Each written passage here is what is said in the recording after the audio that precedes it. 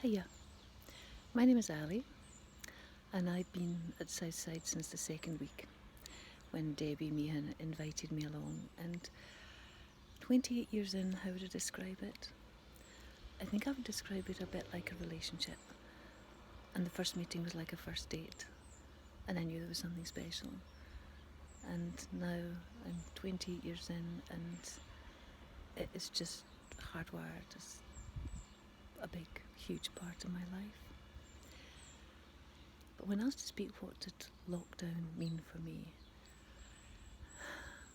Well, this may sound really, really stupid, but it took me by surprise. On Saturday the 15th of March, I had been at Pets at Home getting birdseed, and I nipped into Lidl and I noticed there was no pasta, and I thought, oh, right, okay, that's maybe going to be, maybe I should buy that toilet roll. And then on the Sunday morning, I got up to go to church, and Gary said, please don't go to church. And Gary never, ever, ever, ever asked me not to do something. I said, what? And he said, please, Ali, you're going to have to do things differently. And he so rarely asked me. I didn't go to church. And I went to work on the Monday, and on Tuesday I was sitting at my desk, and a consultant came in and said to me, what are you doing here? And I said, working. And he said, out now, this is not safe. And I said, what do you mean it's not safe? I'm perfectly safe. He said, I've just come out of Crosshouse, we've got COVID positive patients, out now.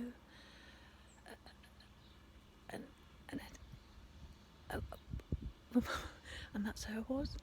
I phoned my boss and I told him, he said, get out now and we'll get a laptop to you, we'll configure it, you can work from home, blah, blah, blah, blah.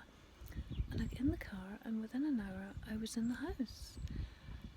And life had just suddenly turned on its head. I couldn't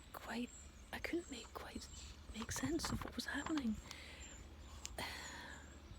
And I thought, right, we'll manage, and it was the Thursday.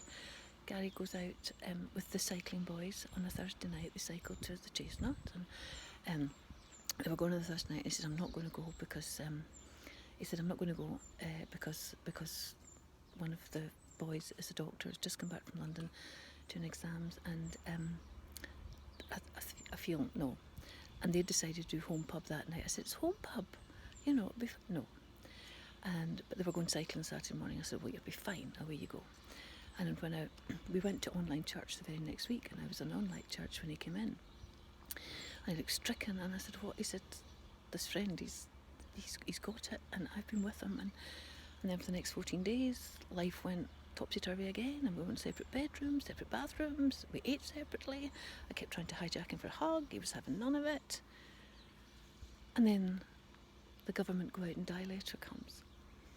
And you look at this, and you just realise, yes, I tick that box, I tick that box, I tick that box. And so lockdown has been really, really challenging. And it's challenging now for work because I'm trying to mobilise a hospital. I chair the Scottish Independent Hospital of Scotland. I'm trying to negotiate how the industry moves forward out of lockdown and be just responsive to what is needed. And in one sense, I've not really engaged with the emotion of lockdown because I don't know quite how I'll react. And I feel I can't have a negative reaction because I'm so blessed. And I keep thinking of Jeremiah 29:11. For I know the plans I have for you, and they are for good, to prosper you and not to harm you. And I prayed then, what is the purpose of this season? And God's strange, isn't he? God works in mysterious ways, his wonders to perform. But it then made me realise I've got 3 prayer types. I have the open dialogue every day, which I just talk to him all the time. Like when I'm watering the garden, I'll say, oh, look at that growing wood, that is amazing. Why did you decide a poppy? And how did you make a poppy different from and how do you make, and so many different kinds of poppies, and then the birds, and why is a bullfinch different from a goldfinch, but they're all the finches, and do you know, and it really is, or I'm going into this conversation, it's going to be quite difficult, stay with me, could you just, and then there's the daily thanking him for the day when I open my eyes, and then there's the nighttime audit. Well, that was a really good day. I felt like a hot air balloon. That was the day I sort of waded through treacle, and then this is where I realised that it was my season, because my third prayer is my heartfelt prayer. The first two are comfortable, familiar, chatty. And the third one, and it's this time that's allowed me to see this in context, because through my life, prayer has not been an exponential growth. It wasn't like something, find God, grow in God, heaven next stop, a bit of the SpaceX takeover on Saturday night. No, it's a period of growth and plateau. And the plateau is, I believe, a time of consolidation of your faith, a bedding down, and an immersion in another aspect of Christ. I've spoken to the church about the very first time I threw the burden of my fear at the feet of the cross, at the feet of Christ, and because it was an overwhelming situation, and I didn't know how I was going to cope, and the instantaneous peace I received, and he picked it up, and it was the very first time I'd ever heard the voice of God. After that event, I promised that actually I wouldn't try to do my life on my own. I would actually always give it all to him, and not that I'll do the AB, but the CD's a bit difficult. Could you just pop it in, fix that bit for me? But I think the start of this growth wasn't lockdown. It was going back to the Tuesday night prayer meeting. And when I say brought me back, in Matthew 6:8 it says, my Father is well aware of what I need, even before I ask them.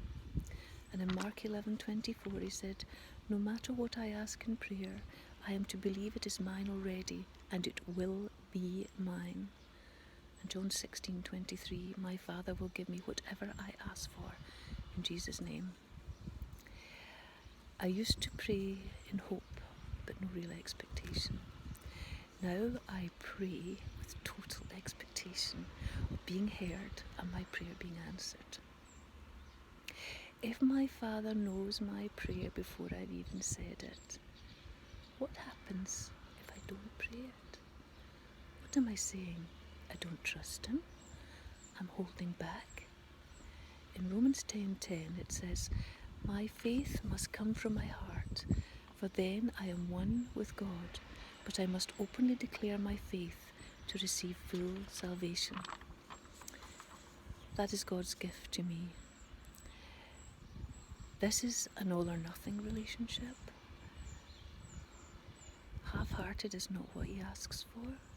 It's not what he wants. He's not half-hearted with me. He gave his only son for me. And then Bill brought it for me on Sunday, and he said, at this very moment, Christ sits on the right hand of God and is my intercession.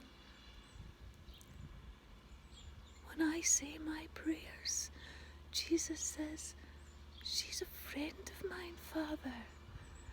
I know her. I know her.